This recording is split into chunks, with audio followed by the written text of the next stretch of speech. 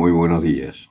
En este día domingo 18 de enero de 2026, el segundo del tiempo ordinario, estamos reflexionando este año el ciclo A y reflexionamos del Evangelio de San Juan, capítulo primero, versículos 29 al 34. En aquel tiempo vio Juan venir a Jesús y dijo: He aquí el Cordero de Dios que quita el pecado del mundo.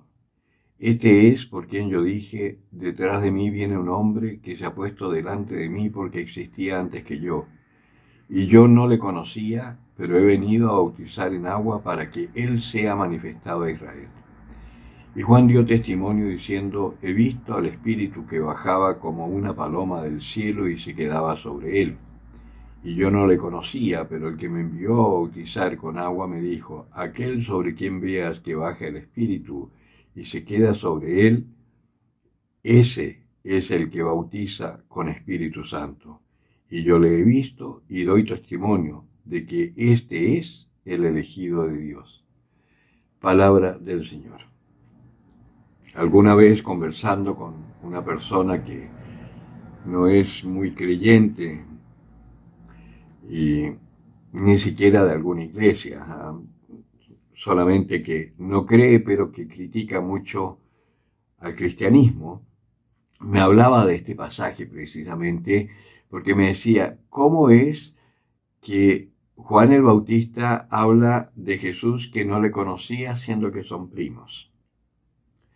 Bueno, una respuesta es que así como sucede que hay casos de familias actuales que, viviendo en una misma ciudad con todas las posibilidades que tenemos de encontrarnos rápidamente, hay primos que no se ven, que no se conocen, que quizás se vieron de niño y después nunca más se volvieron a ver. Yo tengo en mi propia familia, en mi caso particular, tengo primos que prácticamente no conozco. Alguna vez estuve de niño con ellos, pero después, con mayor razón en Israel, que las distancias, aunque Israel es un país pequeño, las distancias en esa época eran enormes porque se andaba en burro o a pie. No había otra posibilidad. Ni siquiera ellos conocían bien el caballo. Y lo segundo es que lo que está haciendo Juan el Bautista, que era otra cosa que él me decía: si dice la Escritura que saltó en el vientre de su madre, ¿cómo no lo va a reconocer cuando nació?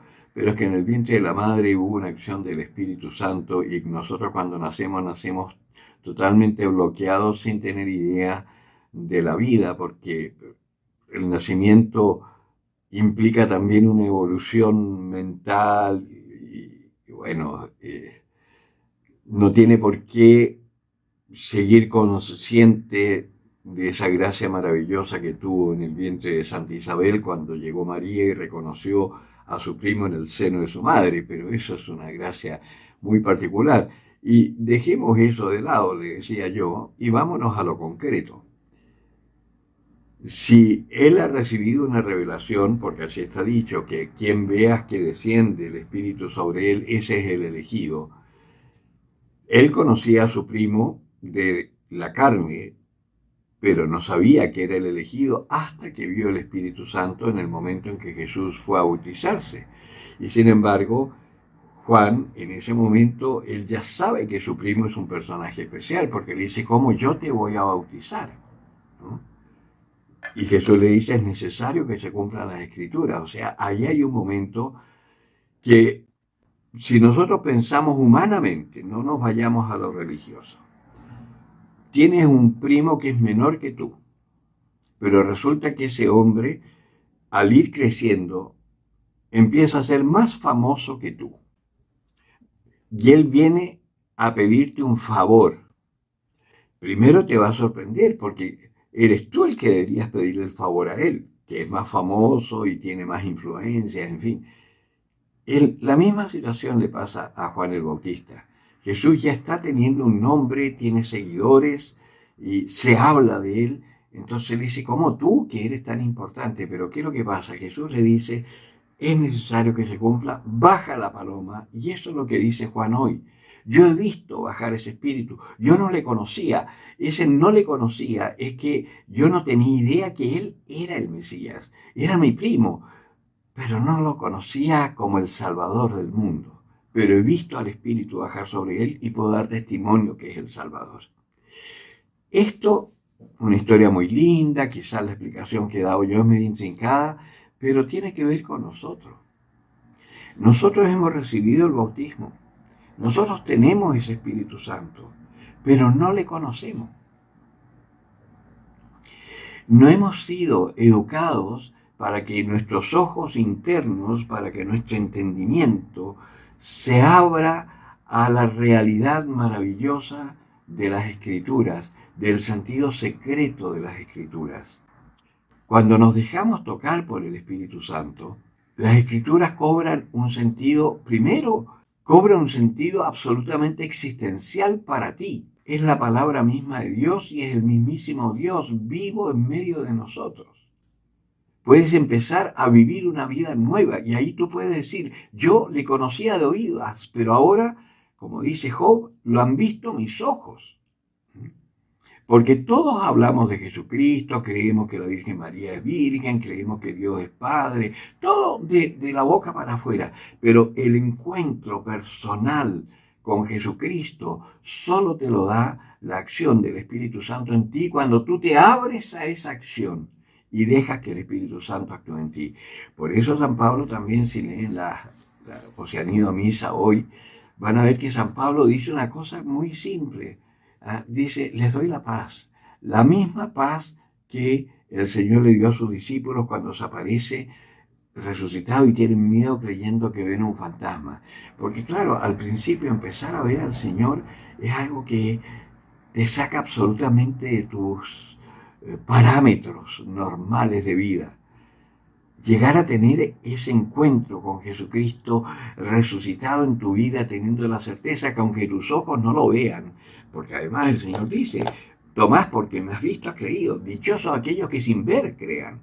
Porque es verdad, al Señor no lo vemos físicamente, pero sí lo podemos ver actuando en nuestra vida, y eso es lo que cambia radicalmente nuestra forma de vivir y de pensar. Por eso San Pablo, y lo voy a leer porque es muy lindo lo que dice en la primera, a los Corintios le dice, Pablo, llamado a ser apóstol de Jesucristo por voluntad de Dios, y Sóstenes, nuestro hermano, que era un compañero de San Pablo, ellos andaban siempre de a dos, ¿no? A la iglesia de Dios que está en Corinto, a los santificados por Jesucristo, esto tómalo para ti, ¿no? Pablo y Hernán, este hermano de ustedes, a los que están en la iglesia cibernética de esta época que estamos escuchando de cualquier parte. Los santificados por Jesucristo, llamados santos, con todos los que en cualquier lugar invocan el nombre de nuestro Señor Jesucristo, Señor de ellos y nuestro, a vosotros, los que estáis en este momento viendo, gracia y paz de parte de Dios nuestro Padre y del Señor Jesucristo. Fíjense qué impresionante, porque cuando dice gracia, es la gracia del conocimiento, la gracia de la intuición, la gracia de poder encontrarnos con Jesucristo resucitado en nosotros, en nuestra propia vida.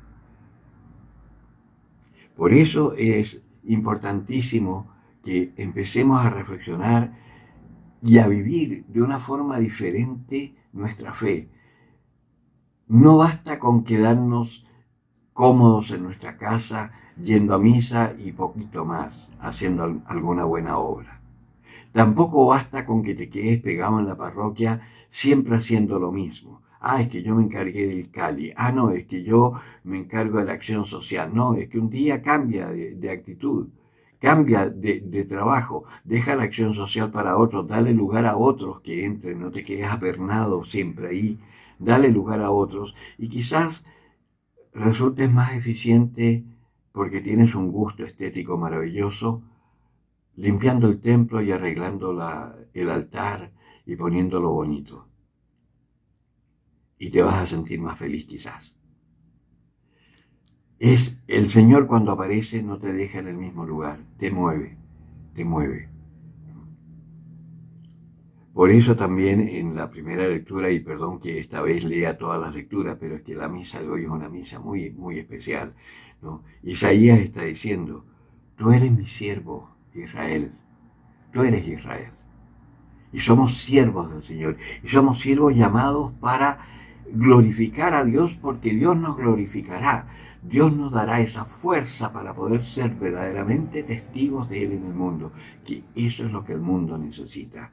Hoy que está todo tan convulsionado y que vamos en una nave, la misma iglesia, que no sabemos para dónde vamos porque hemos perdido el oriente y no sabemos si vamos a llegar a puerto o no, es absolutamente necesario que la iglesia viva, las piedras vivas que somos nosotros, empecemos a enmendar el rumbo y a ir todos en una misma dirección, porque el mundo nos necesita y nos necesita para la salvación. No hay ningún político que pueda hacer nada. Acá en Chile, que están todos esperanzados con el nuevo presidente, va a ser lo mismo, va a ser lo mismo. Lo que tenemos que hacer es reaccionar nosotros los cristianos y empezar a buscar la voluntad de Dios y hacer lo que Dios nos manda, aunque signifique dejar todas nuestras comodidades. He sido bastante largo hoy, pero espero que les sirva.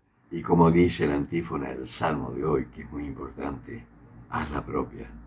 Aquí estoy, Señor, para hacer tu voluntad. El que tenga oídos para oír, que oiga.